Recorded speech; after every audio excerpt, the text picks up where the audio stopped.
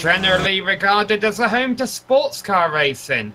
And while these open cockpit spec racer Ford machines may share some similarities with some sports cars, they do not exactly take kindly to bumps. And boy, is that going to spell trouble for them today.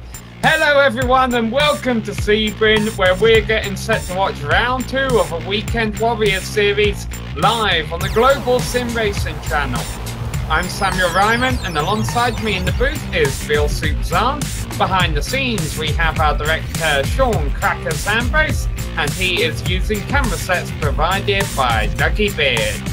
Bill, when you get a car that's, let's be honest, a little bit unstable and unpredictable, this Spec racer Ford can be, it's nice to have a smooth racing course where you can get into a nice rhythm.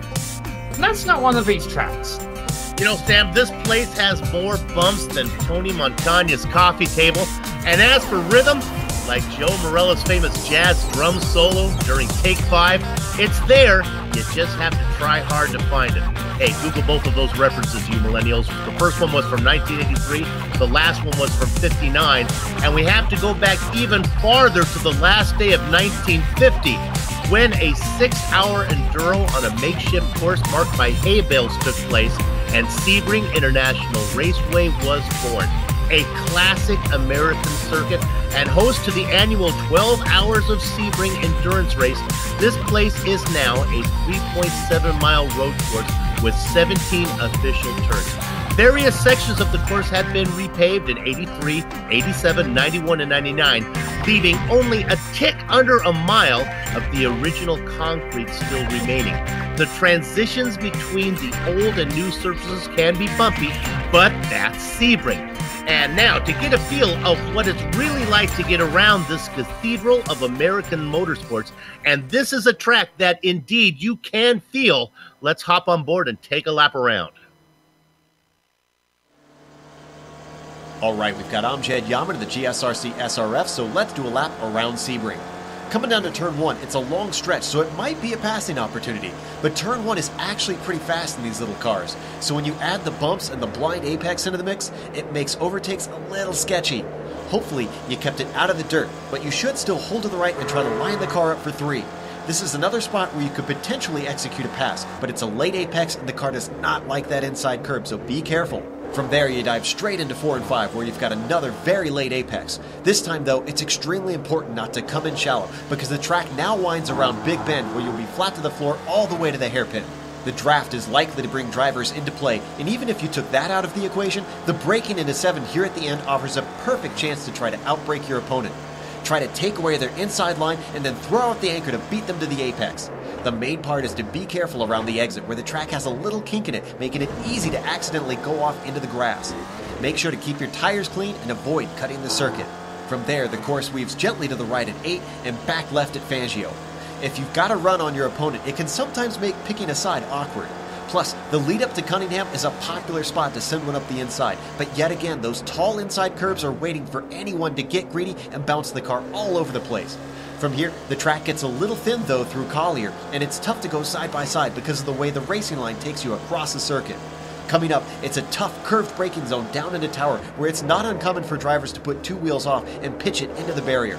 Besides, the exit here is what you should really be trying to maximize instead of the entry, because it's another turn that leads into a fast, flat-out section for the SRF. You've got a double apex left-hander with Bishop, where it's all about minimizing inputs. Then, once again, try to straighten her out for 15. There's plenty of paved runoff around these turns, but you really don't want to go off in case it gives you a cut course penalty. And as you enter Le Mans, you'll see why it's a nightmare to get a slowdown at this portion of the circuit. We've now hit the long Ullman straight, and anybody not piling down this stretch on a full head of steam is going to be driven past with ease. Plus, this is another spot where the draft will already be creating side-by-side situations, and someone will want to back out by the time they hit sunset. It's got this kink at the entry, then you're trying desperately to slow her down and turn at the same time. On top of that, the bumps are going to be jostling the car every which way, which ups the difficulty immensely. Get yourself a good exit off the turn, because we've now come back to the pit straight. And if you kept it all together, you finished a lap around Sebring.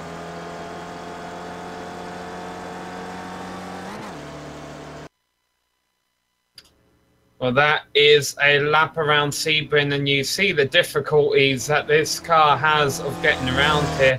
Although overcast conditions, maybe that'll help these guys out with a little grip once the tyres get up to temperature.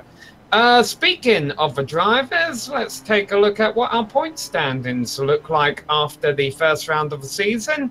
Appropriately, the number 1 car is at the top of the championship standings, Demetrius Luis, and here you see he has a 4-point advantage after the opening round of the season over Jerry. You might need to help me with these pronunciations, Bill. We got Jerry McAreevy there, and the first guy is Grease Lightning, Demetrius Houdaloutas. And you can see this is after the first of 12 rounds of the season, so things still pretty close right now, Bill. Doesn't mean a whole lot in the grand scheme of the championship things, but the fact that Demetrius is leading the points and right now sitting on provisional pole position here at Sebring, he will be a threat all season long. Yeah, which is often the case here at the Global SimRacing Channel. Sometimes the story is more elaborate than you might think. Not only are the points important there, but what has happened over in the Lotus 49 league, which is really kind of a cult. They are an inviting cult. They're always looking for new cult members. But they've teamed up for a championship where they combine the Lotus 49 and the SRF guys when they race in the official races. Guess who's gone over there? David Gaspers, the German driver, has gone over, and Demetrius Houdaloutas, and they are, phrase this carefully, Soup, I'm going to use it because I don't know any other way to say it. They are kicking butt over there. And my goodness, the cult members are looking to stir up the Kool-Aid. They have really turned that series on its head. Let's go ahead and look at the event details for this series. Now, this is our debut broadcast here for the Global Sim Racing Channel, but of course this is round 2 as we are covering alternating races. You can see that there's 4 drop races there, so we'll start to take those points into account after they get 4 races under the belt. Our car, of course, is the Spec Racer 4. The setups are open. Now, the fuel tanks are smaller. It's not like they start with reduced fuel. They actually have smaller fuel tanks, so they have to wait for the fuel to empty out a little bit before they can come in and fill up to get to the distance. So we're looking for 1 stop. All the races are 40 minutes. Incident cap, you don't have to worry about that. And honestly, if you get off on the curbing here, like Sam was talking about, these little SRFs aren't going to like that very much. Fast repairs, you get 2 of them. If you use up more than 1, you're going to have a hard time. Maybe if you damage the car right before the pit stop, you'll be able to play out for you. Let's quickly take a look at the weather, get that out of the way. And you know what? Today's firmament is something that Edgar Allan Poe would enjoy, as the clouds hang oppressively low in the heavens. But you know, like Poe, I think the drivers are going to enjoy this because while the atmosphere might be foreboding spiritually, when it comes to traction, I think it's going to be pretty good. Temperature is 88 degrees out there, and you can see that the air temperature only is 83, 88 as the track temperature. That should be good for grip. Shouldn't have to worry about the car sliding around too much more than it normally does.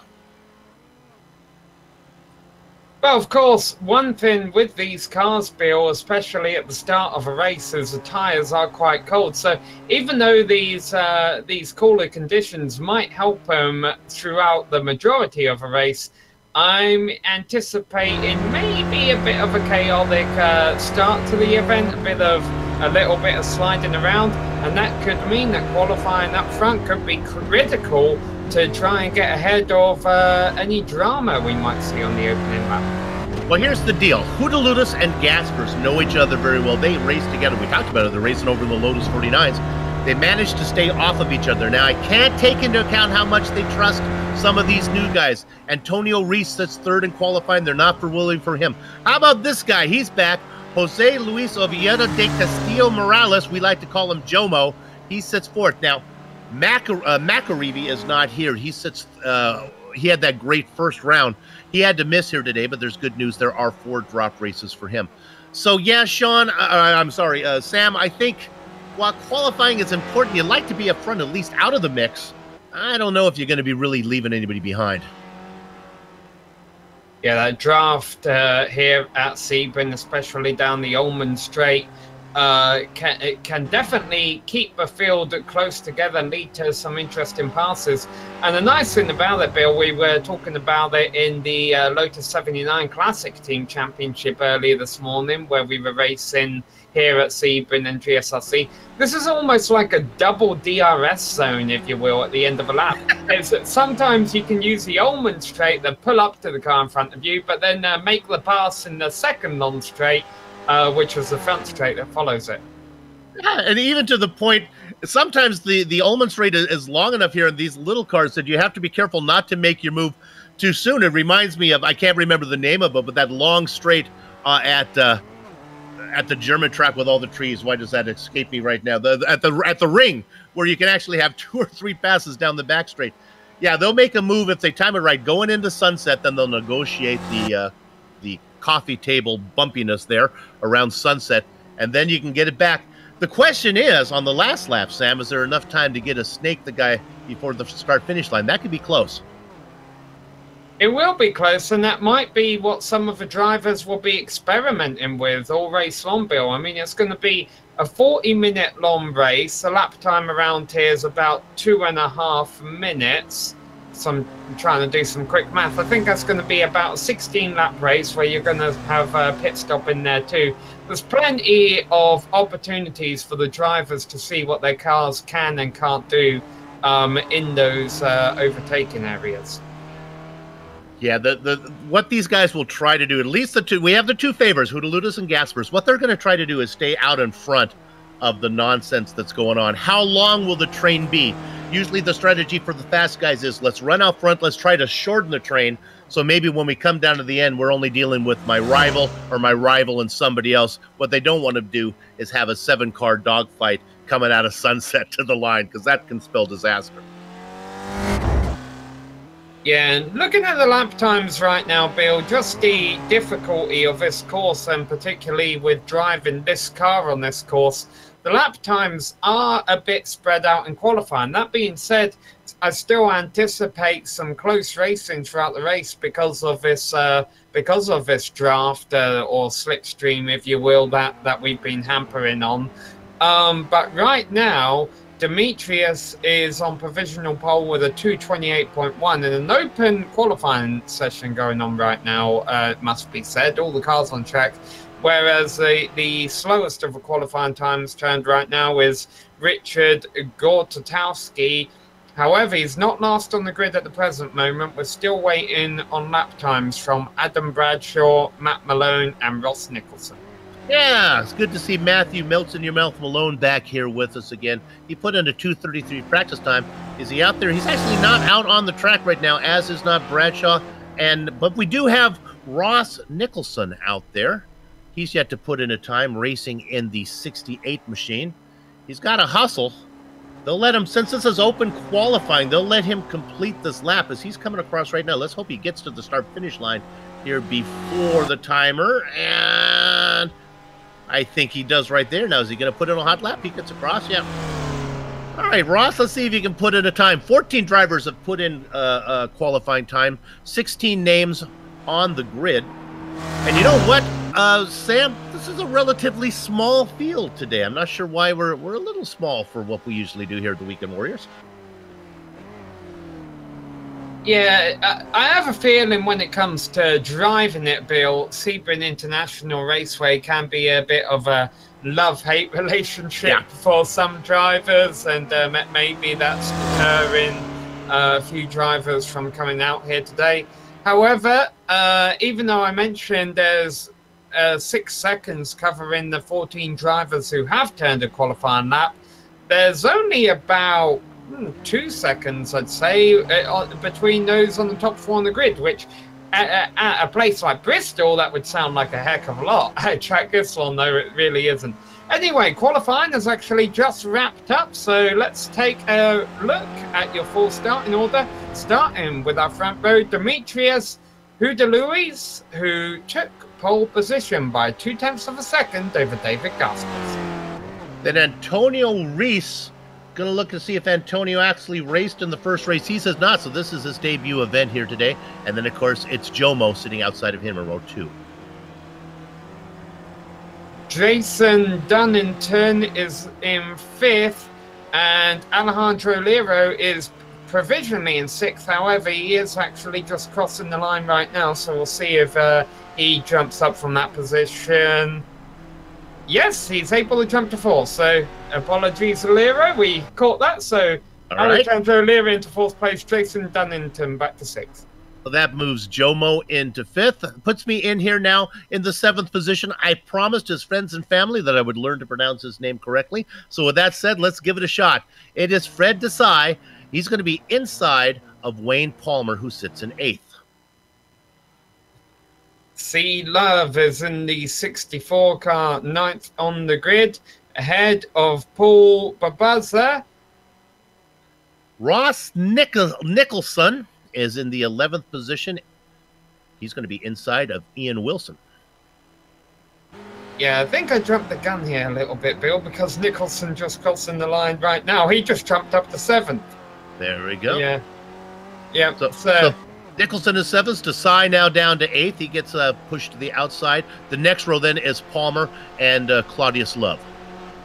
Yeah, and Paul Baruz is pushed to 11th, and Ian Wilson now pushed down to 12th position.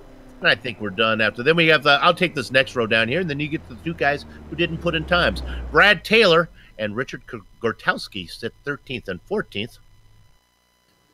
Yeah, and then Adam Bradshaw and Matt Malone not putting in time. So even though the checkered flag fell there, sometimes iRacing likes to cut the qualifying session short. This time it chose to give some drivers some extra time to complete their laps. Yeah, they do that with open qualifying. Sometimes they let them complete. So that gives us a little extra time to fill. Hey, let me take this opportunity. We talked about the drivers who are here. Let's talk about some of the drivers who are not here. Of course, Jerry McAreevy, who sits 2nd in the points after finishing 2nd in the opening round. He's not here with us today, as is Jason Perry, a longtime veteran of the series. Of course, this schedule, also Steve Ray, the series organizer, not here with us. So we're missing lots of guys.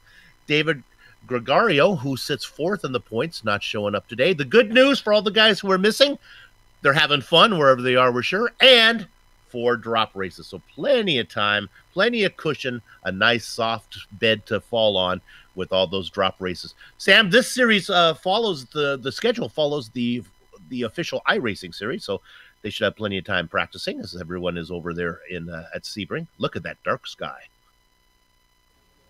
Yeah, I'm going to have to wait a little while before iRacing gets rain built into its simulation, but when it does do that, I have a feeling the skies will look quite similar to that. Hey, qualifying is officially over now. We already ran through the order for you, and these drivers are about to have 1 pace lap where you'll get to see the qualifying order. Scroll across at the top of your screen. Huda Louis and Gaspers will be on our front row of 16 cars there before we go racing for 40 minutes today. And you mentioned those big names who aren't here, Bill. What that does for some drivers who are mid-pack drivers or maybe new to the car, the inexperienced drivers who are at the back, it opens up opportunities for them to have a good points day. Yeah, this cliche is not going to make sense when you take the clouds into effect here, but you want to make hay while the sun shines. And yeah, with all those guys out of there, it's a great opportunity for guys to pick up some points. Desai sitting in 7th, certainly an opportunity to score big. So we'll see how that plays out. Boy, you really can show you when you look at that picture there on screen, you can really get an indication of how low the driver sits in these little SRFs. You know, that roof car, you're not really up that's not a truck there, but look how high the driver sits in that roof pace car compared to the guys that are in the actual race cars. They are on there's not a lot of real estate between the top of the pavement and the bottom of their rear ends. Absolutely, there is not. We're still waiting for a few more cars to get gridded up before we roll them off here for their 1 pace lap. Yeah, they're waiting. They're waiting for Adam Bradshaw and Matthew Malone, and I think the cows have come home because I don't think they're going to be getting to the grid. Oh. Yeah, Matt Malone and Adam Bradshaw actually not in the session right now. So you mentioned that. And those they're all there. Those are the two cars that would have started at the back because they didn't turn the lap in qualifying. So just a 14-car field here. But as we mentioned, particularly up front, the lap time's close together considering the length of this track. And even if they weren't, I have a feeling we'll see a couple close battles, if not even packs here, throughout the duration of a race, simply due to the role that the draft, the slipstream, plays around here. And Bill, even when the white flag falls to signal the start of a final lap here, the racing will be far from over, considering these aren't exactly the fastest cars on the sim. It takes them 2.5 minutes to get around here, and there's plenty of passing opportunities if we do see a battle coming on. One of the first ones that they're coming up to as they work their way through turn number 5 right now and through Big Bend.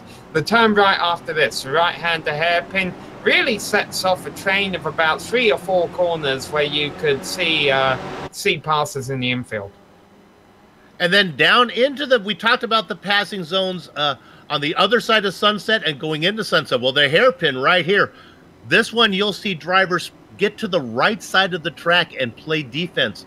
Try to fend off that pass to the inside, make the drivers go around, the guy making the pass go around the outside.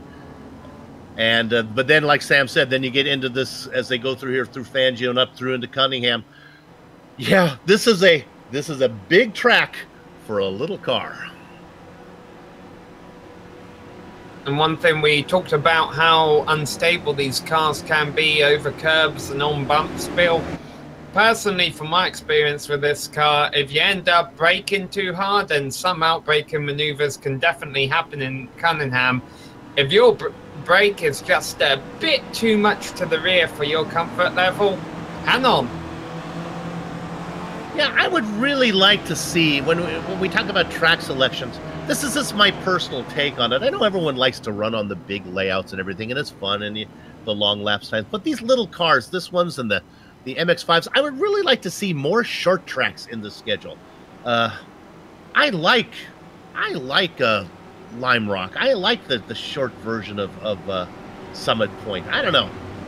Just seems like an awfully long way around. And this circuit does have a club configuration, Bill. Yeah. But one thing you do bring up here, just talking about this being an extra long circuit for these cars, you better know what your fuel strategy is. This is not the track where you want to run out of fuel. Yeah, we need to talk to GSRC about paying us more when they're going to give the drivers an entire pace lap around a big course like this.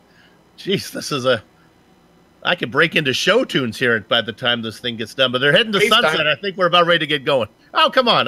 You should hear when I feel pretty. Oh, man, I do a good rendition. Here we go. As you mentioned, Bill, the cars making their way up to Sunset. Demetrios is in that white car there on the right-hand side of your screen, the number 1 machine. On the inside right now, will be on the outside over in turn 1. That's David Gaspers in the 21 machine. And as the pace car peels off, they come out of a final turn. Demetrios has control of the field. Green flag is in the air. He doesn't really get a jump over the field. Look at them. 3 wide, 3 rows deep already. And we are far, far away from the first corner. Some drivers are going to have to give. I don't know if they will, though. Things could get very interesting in the first turn. Demetrios holds on to the lead. Gaspers holds on to second. We lost one. For third. We lost Paul Babuza. Fred Desai getting very close to the side of Antonio Reese, who throws it in. Desai getting knocked from behind by Alejandro Lero, who comes across into Ross Nicholson. This is like it's an Agatha Christie novel, and then there were 13 as we lost 1 through turn 1. Now they finally get settled down. My gosh, they were 4 wide going into 1. I don't know about this, Bill. Paul might have gotten off easy if all he got away with was a spin. Look at these guys still nose to tail as they come into the hairpin. Not a lot of dive bombing going on. A little bit of move there. Carnivorous Love gets up into 10th position as he works around Brad Taylor. So, Demetrius holds on to the lead, despite really not getting a huge jump over the field. Gaspers was able to, well, Gaspers looked like he could have struggled into the first turn, but, and actually he's thinking about taking the lead now. Yeah, what he wants to do, he's right now, Hootaludis and Gasper, these guys know each other. What they're saying is, let's go. Let me buy if I make a pass, don't force it. We will loop our way. We will leapfrog our way away from these guys. Antonio Reese doing his very best to hang on to the top two guys, but they want to get away. And now you're about to see why Bill and I were harping on the slipstream of this Ulman Straight throughout the entire pre-race show. Even all of these cars spread out about 5 car lengths right now. Yeah. They're all going to accordion together here on the opening lap as they come up to Sunset. I think my last comment was wishful thinking. Hootaludis and Gasser getting away. It's just, boy, the toe is so dynamic here as they go down into Sunset. So many racing lines in here. I have yet to find the one that I like best. I try them all. Not really by choice. Is this kind of wherever my car points me, that's where I go. But now it looks like, Sam, maybe a 4-car breakaway. Reese and Dunnington. Yeah, top 4 have definitely established a pack of their own. Sometimes these Spec Racer Ford cars, there's a battle going on for 5th, actually. Jomo losing the position to Fred Desai. Sometimes these Spec Racer Fords remind me of MotoGP racing, where talent can still get you up front, but you'll never really completely break away from the guys who can run with you. The next time around, let's take a look when they come around Sunset. Let's watch and give you an idea how far the start-finish line is out of Sunset and if there's going to be enough time to snake. I know it's early on in the race and we really should be talking about the finish, but I got a hunch that's going to be important. Your top 4 guys, and then Sam talked about it, Desai and Jomo back there battling, and Alejandro Leo, the battle for 5th, as those guys working into the hairpin now for the second time. Interesting, Bill, that we saw a bunch of 3 and 4 wide action going off into the first turn as Paul Barbuza having another little bit of a moment coming out of a hairpin, but keeps on track. But yet there have been no huge movers on the opening lap. The most positions anyone gained was 3, actually. That was Richard Gortowski. Yeah, and of course he qualified way back in 14th position. He was last on the grid. Dunnington, sideways, sliding through the grass. Don't come back on the track in front of that pack. He recovers. We're going to take a look at this one. We'll see it right there. Sam, you saw it. I did not. So why don't you tell us what you saw? I saw him losing rear end traction. And there he is. Car number 88.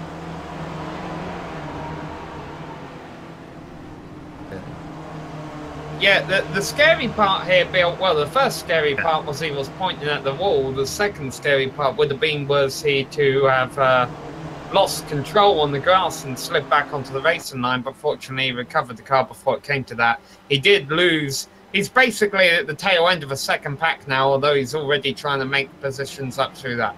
Yeah, he was in 4th position the last time around the start finish line, and so now he's fallen out of that 4-car train.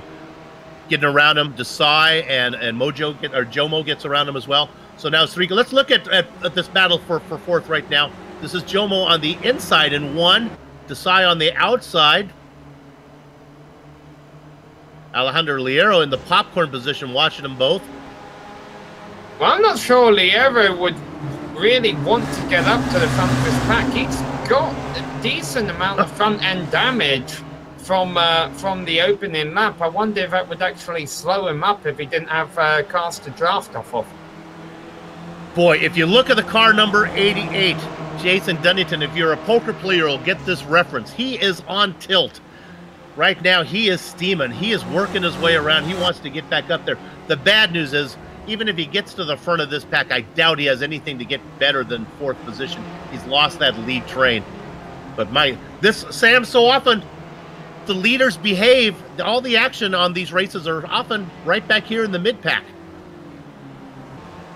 Yeah, top 2 have broken away, and Antonio Reese on his own in 3rd, but yeah, 4th on back right now behind Fred Desai. That's where the action is. And look, if you're new to GSRC, you're probably wondering, why aren't you guys covering the guys up in front? They're only a car length apart, and it's a battle for the lead. Yeah, battle is probably not the right word. They are dancing right now. These guys will not mix it up until the very last part of the race. So here, this is where your action is. The driver in 3rd's on an island all by himself. It all starts here with Desai, Jomo back there, Dunnington trying to get... Look at Dunny. Here he goes. He's going to make another move on the inside, Sam. Yeah, I don't think that's a wise place to do it there, Bill. Very risky, considering the fact right here, he comes to a couple good overtaking opportunities back-to-back. So a good idea by Dunnington there, I think, to not make that pass at that time on Lero. Don't be surprised as he's going to get past me, although he didn't get that much of a run on Lero there.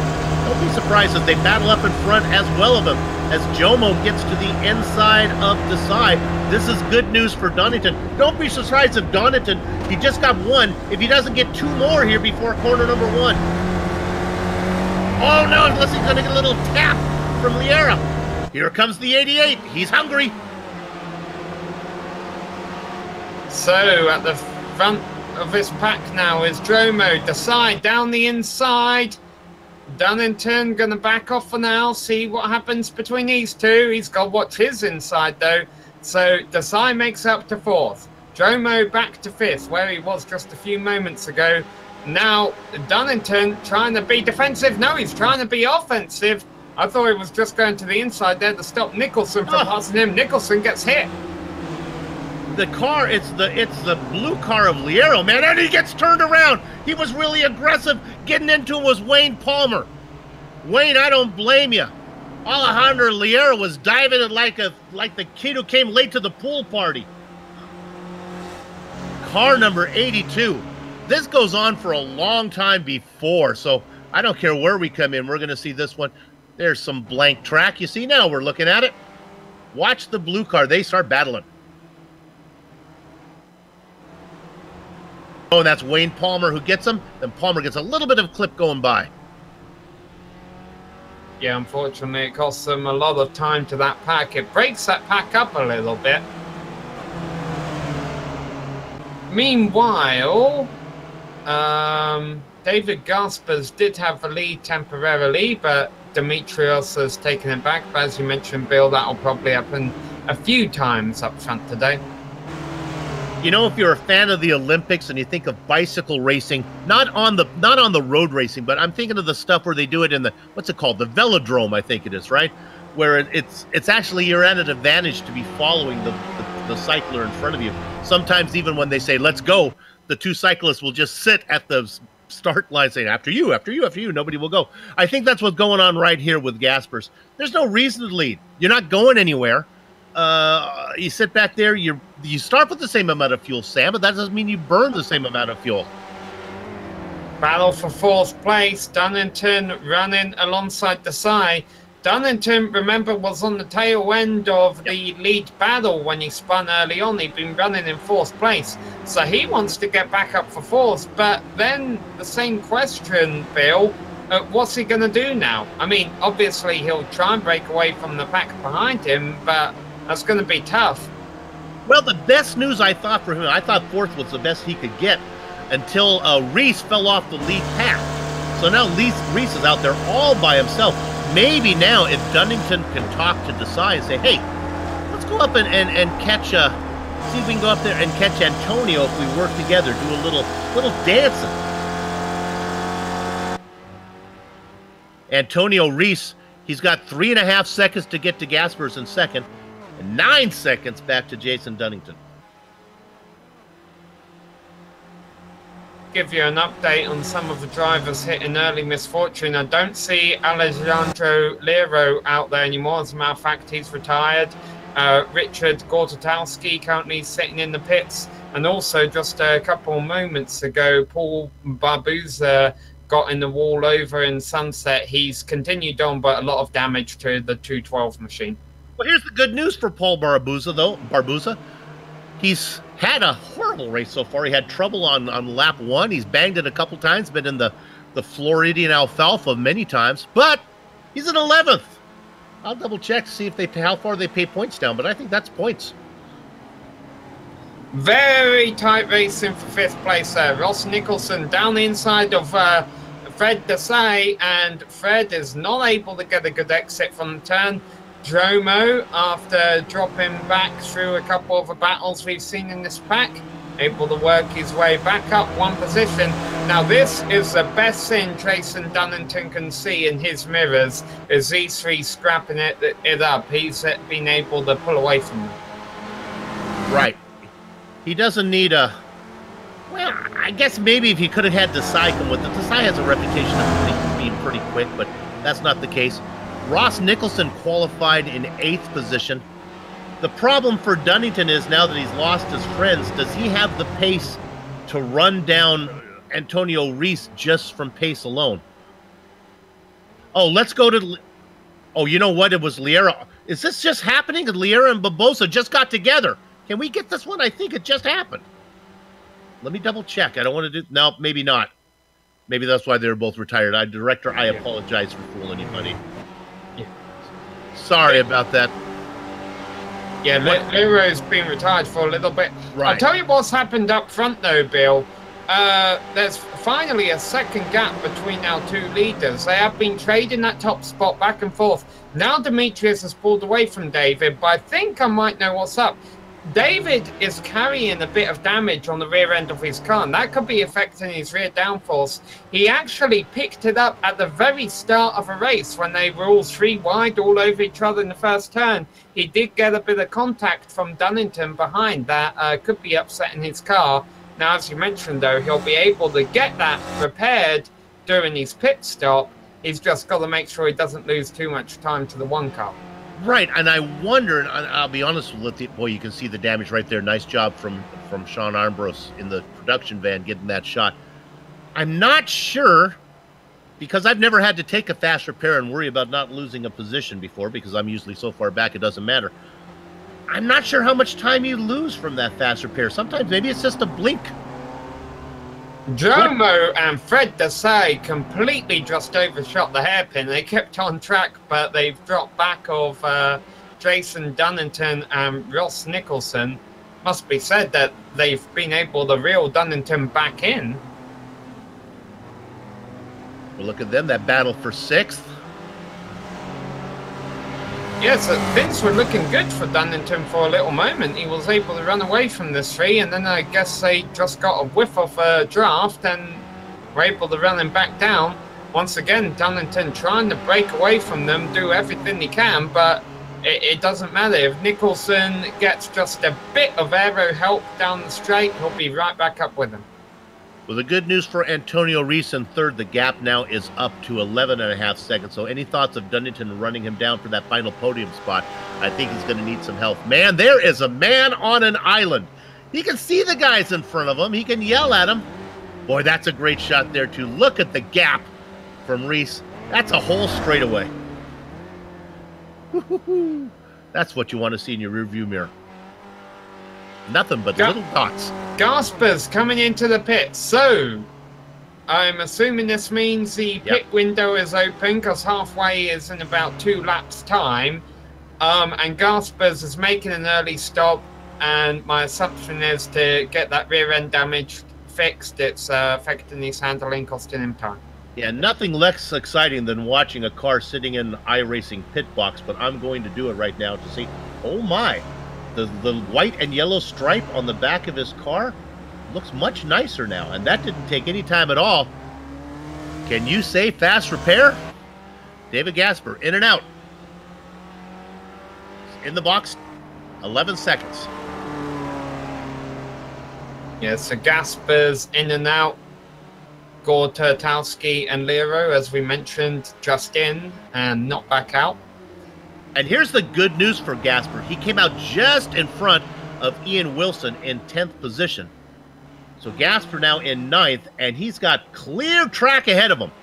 Let's go up to 7th position, Director. This is a 77 car of Wayne Palmer being hassled by Cleosis Love as they are Cialis bathtubs down into the hairpin. Love on the outside.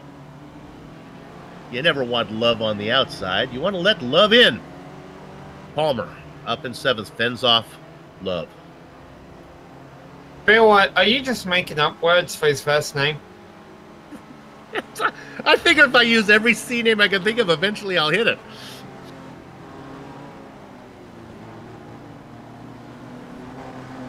The joke is, I've said it before, but come on, it's a new season. We have new viewers. His family was so poor, they couldn't afford an entire first name. Yeah. One day, I guess I'll go from being Samuel Ryman to Sam Ryman. The day's coming very soon. You're always Sammy to me. Looking at Wayne Palmer. They're settling down there. So we have one car to pit. The only legitimate car to come in. David Gaspers, the German driver. I talked about him being fast in this SRF. He has won both races in the, I don't want to, spoiler alert, in the Lotus 49. Check that in every Saturday morning here on the West Coast, very early Saturday evening in the in Europe. Without the pressure from behind, Demetrius able to keep clicking off 2-minute 28 lap times. Man, ahead of the drivers running right behind him right now, over about 2 seconds a lap quicker. So things looking good for him, but obviously we'll keep an eye on the lap times of the Gaspers as well. This time around his lap won't be competitive, of course, because he made a pit stop. Look at this as we ride on board. I challenge the director to find us a battle on the track as these, how many cars we still got racing out there? 12 cars. They are all spread out nicely. But as we've already seen, Bill, that could change in an instant around here. Looking there, Palmer and Love. Oh, within 4 car lengths of each other, maybe. Yeah, Dunnington, likewise, Dunnington hasn't really been able to drop Nicholson off yet in what's now for 3rd place. Now, behind Love and Palmer is Gaspers, who will not want to be held up by this pack. Yeah, the best battle on the track, and see if this makes sense to you. The interval is 31 seconds, 32 seconds. What are you talking about, Soup? Well, there's a race going on between drivers that are on opposite sides of the track. Demetrius Houdeluzis, Grease Lightning, he's our leader. He is up right now by 31.8 seconds on David Gaspers. Now, Sam just mentioned it. Gaspers cannot be slowed down as he gets around, pretty easily gets around Love. Yeah, I think it cost him a little bit of time. Now, what Gaspers really needs is to get Palmer's slipstream going down the back straight, because that could, if he's able to get that from like 1 or 2 seconds back, that's 1 or 2 seconds that will come down from his lap time. Well, here's what is between Houdeludis and Gasper, and that is 6 stepping stones. Every time Gasper gets behind one of these slower cars, Palmer, Desai, Jomo, Nicholson, Donington, or Reese, should be able to run faster laps. Oh my, we have somebody off in the alfalfa back there. That was Cutting Grass Love. Cutting Grass Love. Took a little bit of wide. We saw it on camera, Sean, our director. We don't need to go back in that. We're looking there at car number 64.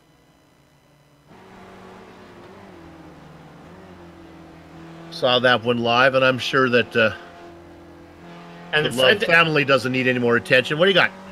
Well, Fred Desai just came into the pits. What's significant about that, of course, is it's one less car Gaspers will have to deal with. So despite that traffic, Gasper's still able to run at 228.9. It's not as fast as what Houdeluzis was able to do, but it's only about half a second slower. So they could still be close.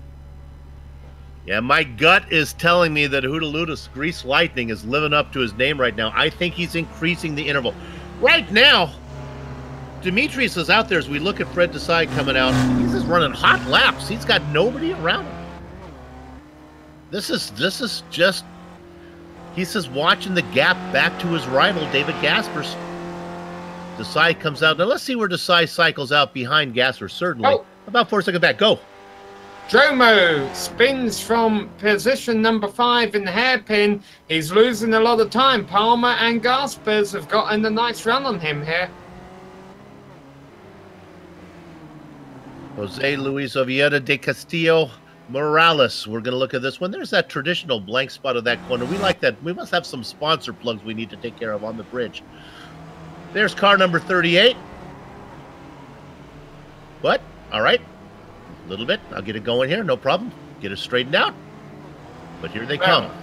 The worst part about that, I mean, the worst part is obviously he lost a lot of time, Bill. But now he's battling in the pack from 5th to 7th when he had been about to catch the 2 running 3rd and 4th. So, you know, if you split this, if you split the field up into small packs, he just went from pack number 2 to pack number 3. Boy, Dunnington is really trying hard to run away from Nicholson, and it's just not going to work. Nicholson's able to keep up with him. We look at that. Gaspers just gets around Jomo. Now, this might be good news for Jomo. Maybe he can stay. Well, no, it is not. He's not going to be able to stay on the back of Gaspers. Maybe. Because Gaspers is going to have the pace. Gaspers' car is a little heavier because he's already been in for a stop. Not a lot of horsepower in these SRFs, so a lighter fuel tank should mean they get a little more straight line speed, a little less weight through the corners. Let's see if Jomo can stay with Gaspers as long as he can until he needs to come in and pit. And I guess it's time to come in and pit now. Yeah, Dunnington and Nicholson also into the pits nose to tail, so we're about to have 2 different battles in the pits here. I mean, as long as they don't shoot their pit stalls, these drivers should come out near each other still, and they'll be able to draft with each other when they get back out on track. There they all come in. You can see the last car. That's Love pulling in. First one out is 88. Yeah, Dunnington and Nicholson came in together, but Dunnington out several seconds ahead of Nicholson, which is surprising because I don't think Dunnington have been doing as much drafting. So did Dunnington take too little fuel, or did Nicholson take too much? Oh, page 17 of the GSRC Commentator's Handbook says always go with drama whenever possible. So let's say he took too little fuel. Does he have enough to get to the end? Drop back to the driver in 5th. Have we talked about him at all? He has kind of an ordinary name, Brad Taylor. He's having an ordinary race, sitting now in 5th. That's the good news. The bad news is Taylor, Antonio Reese, and Demetrius Hootaludus still need to make their pit stops. Yeah, I have a feeling this later stop strategy is preferred in here today, Bill, because the later you pit, the less chance you have of running out into slower traffic after your pit stop. However, I think a lot of the drivers who have been into the pits, at least the ones who were in the pits early, their hands were kind of forced because of sustaining early damage, such as what happened to David Gaspers. Yeah. They wanted to get a clean car as quickly as they could. We're going to look here at Desai. There's a battle for 7th as he runs up behind Ross Nicholson. This is a real battle. Both of the guys have made their stops. Yeah, meanwhile, our race leader is into the pits, Huda Luis, and Gaspers is working his way up the Almond Straight right now. Well, he was really, really close to him for a while as there's not a lot of real estate separating them as the track loops back around. You can see both of them in the same shot. Now he's pulling away from where Hootaludus is. Now he's turned himself back up, heading back in the direction. Hootaludus still in there. Oh, this is going to be closer than you might have thought. Hootaludus is rolling. He's out of pit road. He is ahead. Gaspers will be behind.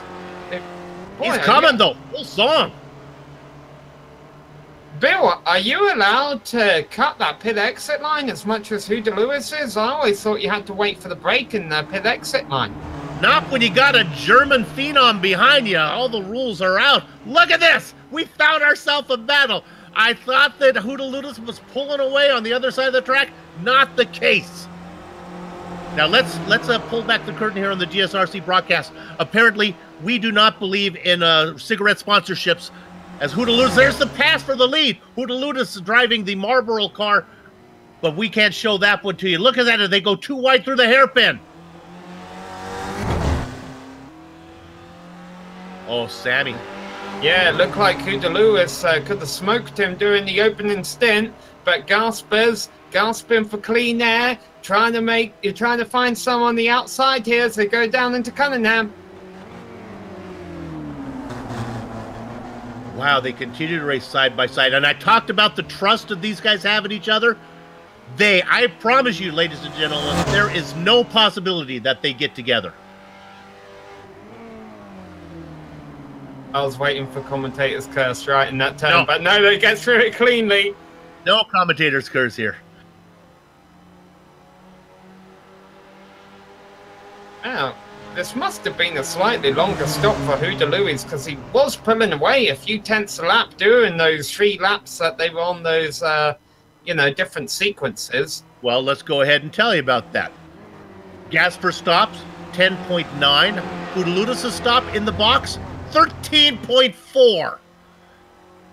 An extra 2.5 seconds cone to cone, and that'll do it.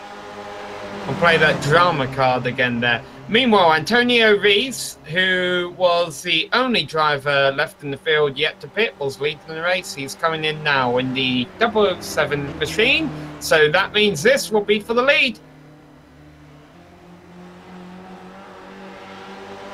And it's still the German driver stalking the man from Greece. The momentum out of Sunset. They head down into 1. He'll be on the outside, but 1 is a sweeper.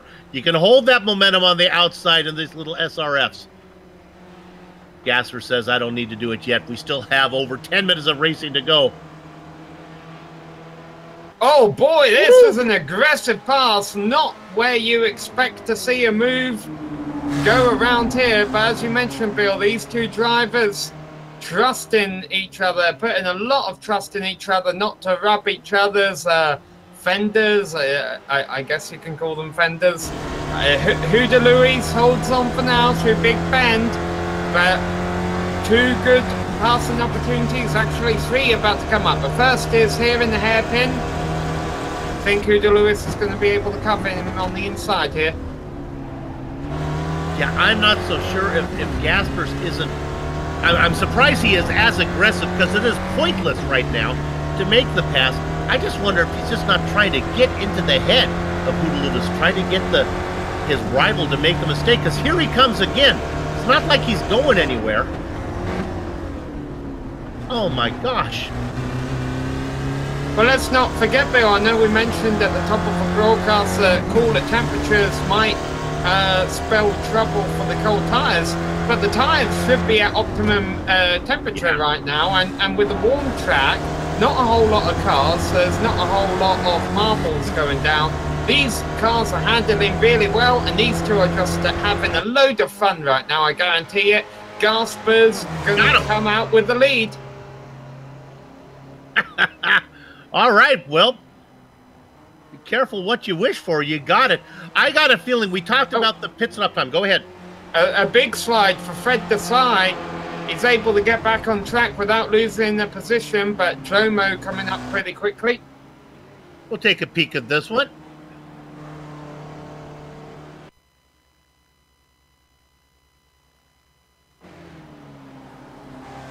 Looking at the side there in the dark car with the yellow highlights.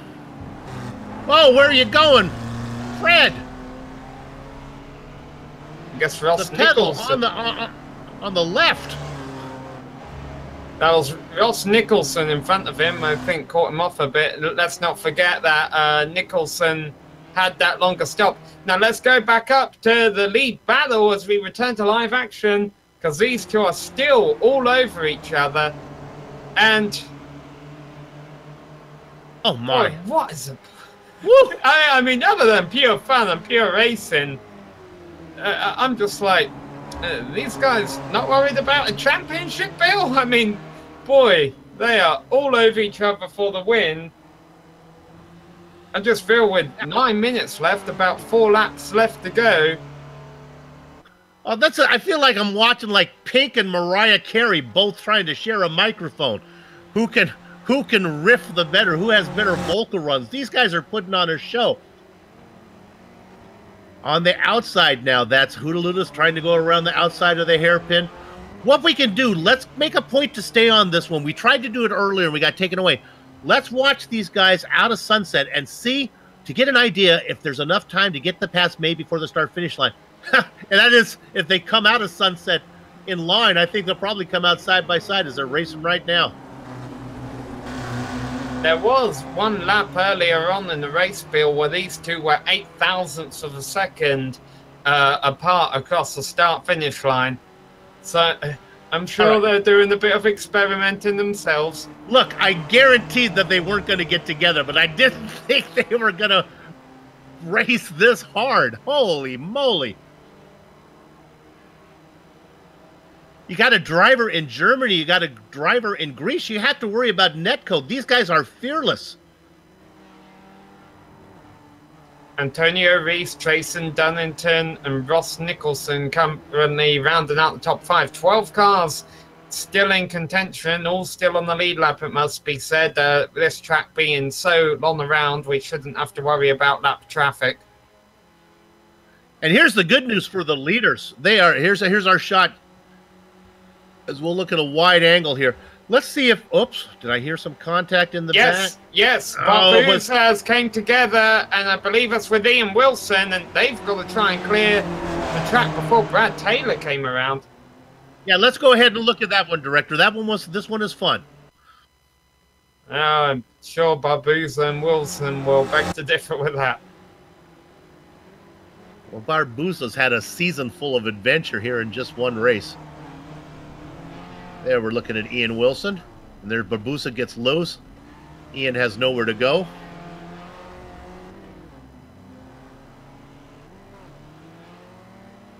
All right, well, because of that, we didn't get our favorite shot that we've been waiting for across the finish line. But we can tell you, Sam Gasser's back out in front. Yeah, I have a feeling we're going to see a few more passes made between these two before the end, Bill. I don't think we missed the last one. Barbouz in the pits. Looks like he's going to finish in, I think, probably 11th position. That's good for 9 points. C. Love, Palmer, Desai still out there racing. Okay, here's the good news, Sam, I was going to talk about.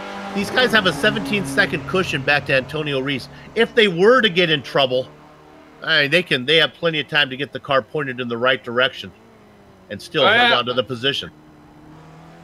Well, I could argue against you there, Bill, because the Spec Racer Ford isn't the most powerful of race cars and, you know, very momentum-based. If you come to a stop, you're going to lose a bunch of time. That's a good point. Boy, it's incredible racing. With apologies to the rest of the field, for the most part, we're going to focus up here on front because these guys are putting on a show.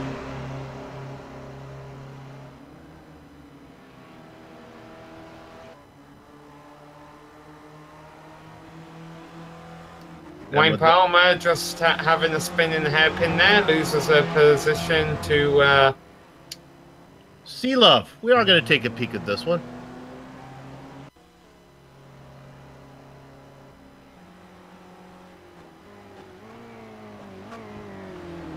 There's Wayne Palmer.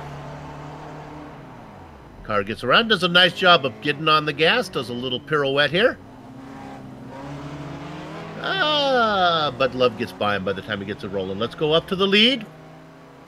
All right, now here they come around Sunset. This will give us an idea where the start-finish line is, and it's right there. Oh, boy. Yeah, he couldn't get him. Gaspers could not get him on the run out of it. He had a nice run there. He didn't have a nice line, but he had a nice run. Meanwhile, they crossed the line there with about 4.5 minutes to go. That means they're coming to the white flag to start the final lap this time around, Bill. 2 to go right now. Boy, I tell you that David Gaspers has a real understanding about how long his car is in the front.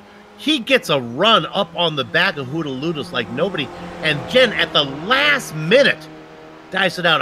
Every time I think he's going to clip the back of the Greek driver's car, but he doesn't. Germany versus Greece. Sounds like it might be something you see in the World Cup.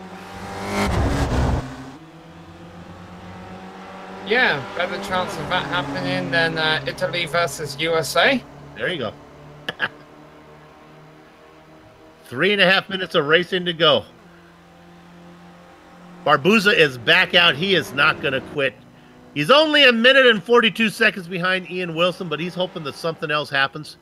Sitting in 12th, that's worth 8 points.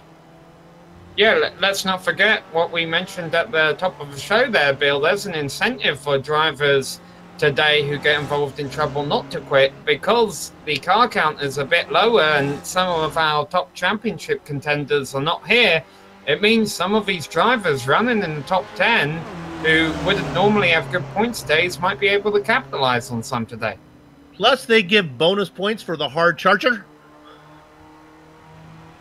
And as I said, Barbuza's having more trouble, but that's all right. He's just having fun, staying out of everybody's way. Bonus points for a hard charger, or I like to say bonus points for the best sandbagger.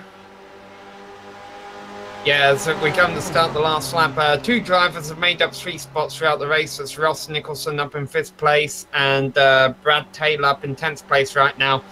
But let's turn our attention once again to the battle for the lead, because with 2 minutes on the clock, they're starting the final lap, Bill. Let's watch this one more time. Here's another drive out of the final corner, but this time I think Gasper's not in any kind of mood to get this one. Yeah, he's handing back on purpose.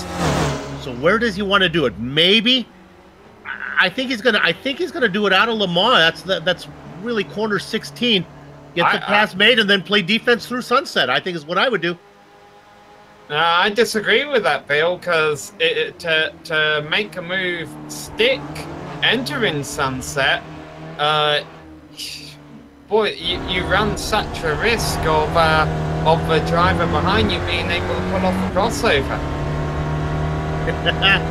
All right, so if he takes Sands, then maybe down into the hairpin would be the move, which is coming up right here, but I don't think Gasper's going to do it.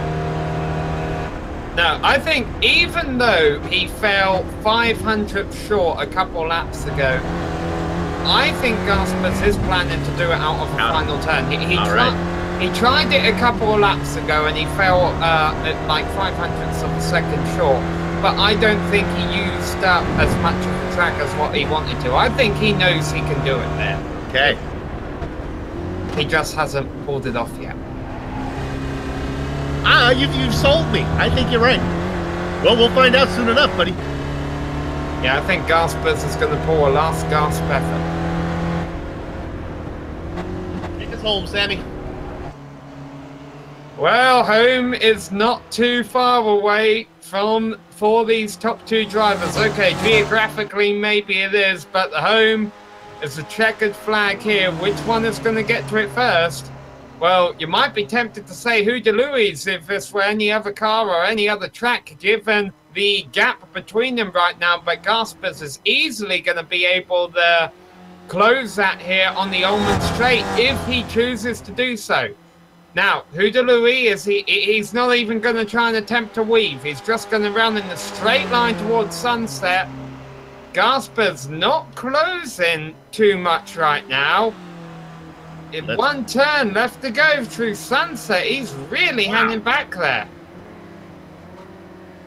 Maybe he wants to clean air, but I just think he's hung back way too much and he's spinning. And that's going to give it to Hootalutas. Gaspers might not even get second, as Demetrios takes the win here at Sebring. Gaspers gets back going again, but Antonio Rees is coming in a hurry. Is Gaspers out of fuel? Wait, did his car sputter perhaps in the final turn? Sam, I think that's it. I think he had nothing. He's going to get second. Reese is not going to get there. Reese gets third. Another Jaspers driver gave him nothing. Fred Desai, I think, is out of fuel on the final lap. He's dropped from 7th to 9th. Or he's trying to save enough fuel to make it to the finish.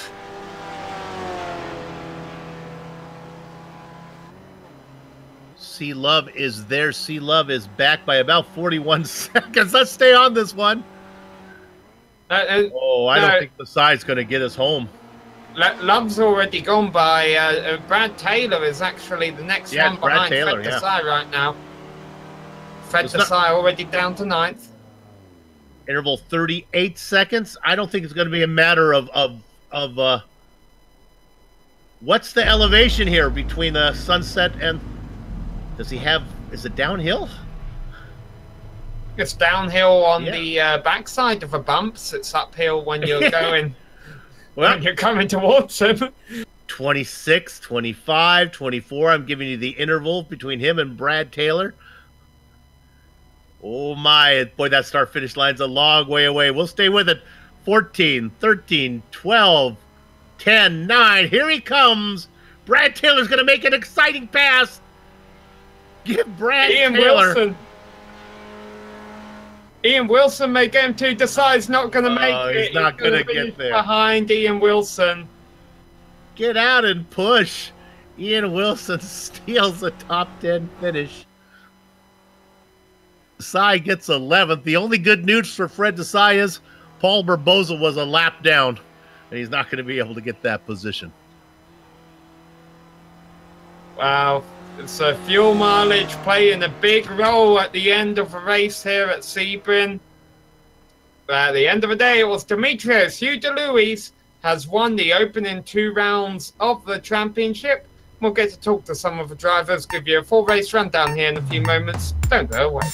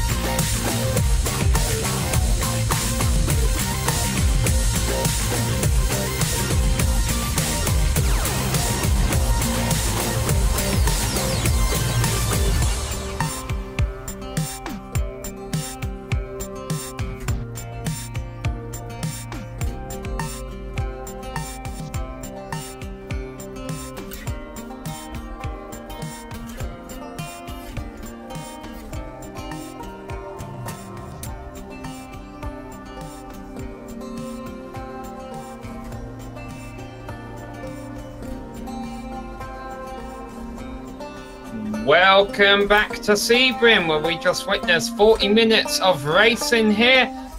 And boy, was it tight racing, all race long up front between the two leaders until the cards were handed down. And it turned out that David Gaspers did not have enough fuel to make it to the finish line, giving Demetrios Houdeludis win. Gaspers, okay, did technically have enough fuel to make it to the line. He crossed the finish line in second position ahead of a 007. That's Reese, Antonio Reese. Jason Dunnington was in fourth place after spinning from fourth early on. He was able to work his way back up there and finish there ahead of Ross Nicholson in fifth. Jomo comes home in sixth position ahead of the number 64 car driven by Canyafielder. So well done on Canyafielder Love, finishing in seventh place ahead of Wayne Palmer. Brad Taylor and Ian Wilson rounding out the top 10 and the cars on the lead lap, Bill. Brett Desai finished a pitching wedge short of on the lead lap, but ran out of fuel. He'll be first car one lap down in 11th. Paul Barbosa stayed out there. He's going to pick up some points thanks to the small field. He comes home in 12th, and the Baker's dozen spot. It is Richard Gardakowski. The 14th position goes to Alejandro Liera. All these guys ran into trouble. Adam Bradshaw and Matthew Malone did not take the grid. So 14 drivers took the grid. Alejandro Liera, the last car there. All right, Sam, who you got for an interview? Well, we are in the winner's circle with our race winner, Demetrios. I got to ask you, when you came out from your first pit stop and you saw David right on your rear, did you think to yourself then, he didn't take as much fuel as me? Mostly, I thought that I had taken much more fuel than I should, because this is what I had done in the first race of the season. But I wanted to be cautious because I knew I had enough pace to stay on the draft and fight till the end. But I didn't really know that David had taken less fuel than he should. After you made that second stop and you came out on track with David, you guys were just putting on the show. I mean, I'm sure it was fun. It was fun for us to watch. It was fun for you guys. Were you learning anything, though? Like, did you have a goal during that battle between you two? Or did you just, you were just trying to trip each other up? I think during those battles, mid-race, someone can learn two things. One is which is the best place to defend. And the second one is to not lose the first place during the race. So yeah, they may be fun, but they are difficult to do as well. And many dangers are there as well. Yeah, it must be nice because obviously when you get involved in battles like that with 10 minutes left to go, you've got to be thinking about risk versus reward. The risk is getting in an incident, whereas the reward, as you mentioned, is getting up front and learning how to defend, learning where to attack. Does the risk go down when you know you're racing someone as good as David Gaspers? You guys must have had a lot of trust in each other. Yeah, exactly. David, I think, is the most reliable person that I can go side by side with, because we do it every week, 3, 4, 5 times each week. So yeah, I trust him wholly that he will not make mistakes, and he never does. He seldom does them. Very rarely, yeah. Bill, you had something you wanted to ask him too? Yeah, I've given up on the question. I always ask him, since he's in Greece, and there's some good food in his future, but that's never the case. I'm going to ask you about this. Any ouzo in your future? Might that be something that's happening here? To be honest, the thing with ouzo is that this is mostly a stereotype. Not that many people in Greece drink ouzo. Mostly at the islands, it is a traditional Greek beverage, but it's not that many people drink ouzo here. It's mostly beer and wine as well. Yeah, well, sounds like the place for me. Hey, congratulations on your success today, and also in what you're doing over there in the Lotus 49s too. Thank you very much. Thanks for being with us. for another week. Okay, beer and wine. That'll work for almost everybody here at GSRC. All right, Bill, it looks like you've called up with our second place finisher. David Gaspers, the driver out of Germany. Fuel, is that what you didn't have enough at the end to put the pressure on Hootaludus? Yeah, since I had to stop as soon as I lost the draft early because of a damage, I couldn't really take enough fuel to the end. Well, David, then I got to ask you, if you knew fuel was an issue, why were you being so pesky? Why were you being so aggressive in second position? I didn't know if we had to do one extra lap, so I was trying to slow us down. I got it. I understand. Oh, man. That's some great strategy. Hey, I'm going to leave here for a minute. I'm going to jump over to another series that we cover on GSRC, the Lotus 49s. Those guys are a tight community. They're kind of cultish. They invite you in because they like new members. Did they teach you the secret handshake over there in the Lotus 49s? I don't know. I just did 2 races last season, and since they challenged us for this season, I decided to run their full schedule. Well, you are 2 for 2 over there, and you've got them worried.